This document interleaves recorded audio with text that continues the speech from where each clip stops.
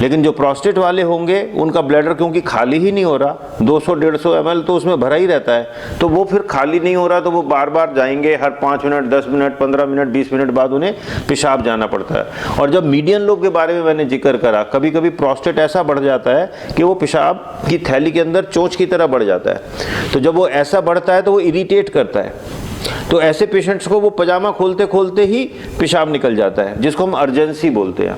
तो ये जो अर्जेंसी है, या फिर कई बार क्या होता है कि वो बाथरूम तक पहुंचते पहुंचते कपड़े में ही पेशाब कर देता है, तो इसको हम अर्ज इनकॉन्टिनेंस बोलते हैं। तो ये कई किस्म के लक्षण हैं, जो कि स्टोरेज सिम्टम्स हो गए, फ्रीक्वेंसी, अर्जेंसी, इनकॉन्टिनेंस। इनकॉन्टिनेंस का मतलब लीक करना, या जो ऑब्स्ट्रक्शन के सिम्टम्स मैंने बताए आपको कि भाई हेजिटेंसी है, पुअर फ्लो है, इंटरमिटेंसी है, ये जो है बार बार जो है धार बहुत ही इंटरप्टेड है, ये सब ऑब्स्ट्रक्शन के सिम्टम्स हैं।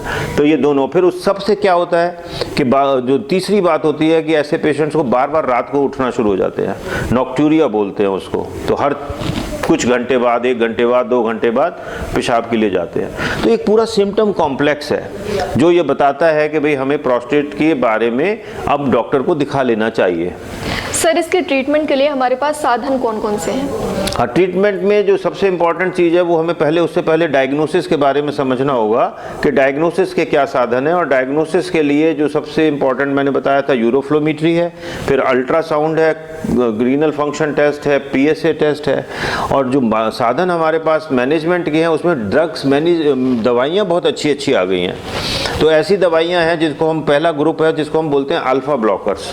तो अल्फ़ा ब्लॉकर्स के अंदर क्या होता है कि ये माना गया है कि हमारे जो प्रोस्टेट के जो नेक है उसमें अल्फ़ा रिसेप्टर्स बहुत हाई मात्रा में होते हैं। तो जो अल्फ़ा रिसेप्टर्स को ब्लॉक कर दिया जाए तो हमारा जो पेशाब है वो खुल के आ जाता है।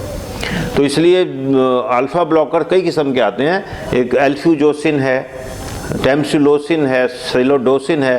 तो ये अलग अलग एज ग्रुप के लिए है। जो यंगर एज ग्रुप है उसमें हम एल्फ्यूजोसिन ग्रुप के अल्फ़ा ब्लॉकर्स को देते हैं, क्योंकि इसका जो एक फ़ायदा है कि जो प्रॉब्लम है, जो प्रोस्टेट है हमारा, वो इसलिए होता है कि ये न्यूट्रिशन देता है स्पर्म्स को। और ये जब हमारा प्रोडक्टिविटी का एज ग्रुप होता है, बच्चे हमें पैदा करने होते हैं, उस समय हमारा जो प्रोस्टेट है वो न्यूट्रिशन होना चाहिए, उसको स्पर्म को न्यूट्रिशन मिलना चाहिए। तो वो जो चीज़ है, वो फंक्शन जो है वो बना रहे, उसके लिए ये एल्फ्यूजोसिन दिया जाता है, जिससे हमारा रेट्रोग्रेड इजैकुलेशन नहीं होता है।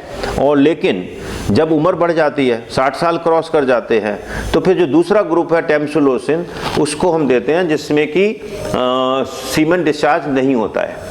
तीसरा जो और है एल्डरली है, जिसमें हार्ट डिजीज़ बहुत हो जाती हैं, तो उनमें जो हार्ट के लिए ज़्यादा सेफ है वो सिलोडोसिन है। तो ये तीनों किस्म के अल्फ़ा ब्लॉकर ही हैं जो कि दिए जाते हैं, जिससे कि हमारा यूरिन का फ्लो इम्प्रूव होता है। डिफरेंट डोज के परमुटेशन कॉम्बिनेशंस में दिए जाते हैं एज ग्रुप के हिसाब से, जिससे फ्लो बढ़े। लेकिन जैसे मैंने आपको बताया कि दूसरा जो ग्रुप है सिम्टम्स का, वो है स्टोरेज सिम्टम्स। तो जो पेशाब जो है, हमारी टंकी जो है डिस्टर्ब होती है और इससे हम फ्रीक्वेंसी, अर्जेंसी, नॉक्ट्यूरिया होता है, तो उसके लिए जो दूसरा ग्रुप है वो उसको हम एंटीकोलिनर्जिक्स बोलते हैं। एंटीकोलिनर्जिक दवाइयाँ होती हैं जो कि हमारे ब्लैडर को रिलैक्स करती हैं, जिससे कि वो बार बार भागना जो पड़ रहा है वो नहीं जाना पड़ेगा। लेकिन आजकल एक और नया ग्रुप आ गया है जिसे हम बोलते हैं बीटा-3 एगोनिस्ट। मीराबैग्रॉन दवाई है, वो देने से जो ब्लैडर है वो रिलैक्स होता है। तो जो ओवर एक्टिविटी बन जाती है प्रोस्टेट के एनलार्जमेंट से, प्रोस्टेट तो अपने आप में एक वो है, बीमारी है, लेकिन जब हमारा प्रोस्टेट कई सालों तक बड़ा रहता है तो उससे सेकेंडरी चेंजेस ब्लैडर में आ जाते हैं, और ब्लैडर के अंदर जो सेकेंडरी चेंजेस आते हैं उससे ब्लैडर की जो एक्टिविटी है वो डिस्टर्ब हो जाती है। तो इसको हम ओवर एक्टिव ब्लैडर कहते हैं, और ये कई बार प्रोस्टेट के पेशेंट्स में एसोसिएटेड होता है। सर, ऐसी कौन कौन सी बातें हैं जो हमें ध्यान रखनी चाहिए जिससे ये बीमारी हमें हो ही ना, शुरुआत ही ना हो? नहीं, ये एक बहुत मुश्किल इसलिए सवाल है क्योंकि ये जैसे एजिंग प्रोसेस है। एजिंग प्रोसेस का मतलब है कि उम्र के साथ बाल का सफ़ेद होना या मोतियाबिंद होना या प्रोस्टेट का बढ़ना, ये हमारे शरीर में हार्मोनल चेंजेस होते हैं। और हार्मोनल चेंजेस में सेल डेथ होती है, एपोप्टोसिस होती है। तो ये एक प्रोसेस है जो कि डेफिनेटली जीन्स से निर्धारित होता है, जेनेटिकली निर्धारित होता है।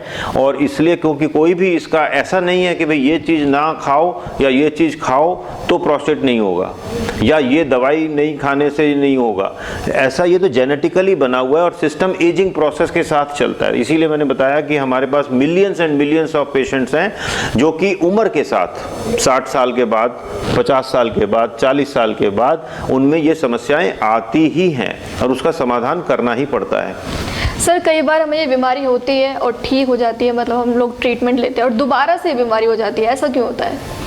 और इसमें ये समझना पड़ेगा कि हम ट्रीटमेंट क्या ले रहे हैं, क्योंकि ये जो दवाइयाँ हैं ना, ये नहीं है कि वो क्योर कर दें। दवाइयाँ सिम्टम्स को कम करती हैं लेकिन प्रोस्टेट को कभी ख़त्म नहीं करती हैं। ये तो हम कहते हैं कि ये दवाइयाँ जो है एक टाइम पास का तरीका है कि भाई हमने दवाई ले ली। कई बार हमारी ऐसी समस्याएं होती हैं कि भाई हम सर्जरी इमीडिएटली नहीं कराना चाहते, तो इसमें हमें समझना होगा कि हमें सर्जरी कब करनी पड़ती है। बहुत बहुत धन्यवाद सर हमसे बात करने के लिए। तो ये थे हमारे साथ डॉक्टर अनिल कुमार वार्ष्णेय। आज हमने बात की है प्रोस्टेट BPH के बारे में। आप देखते रहिए।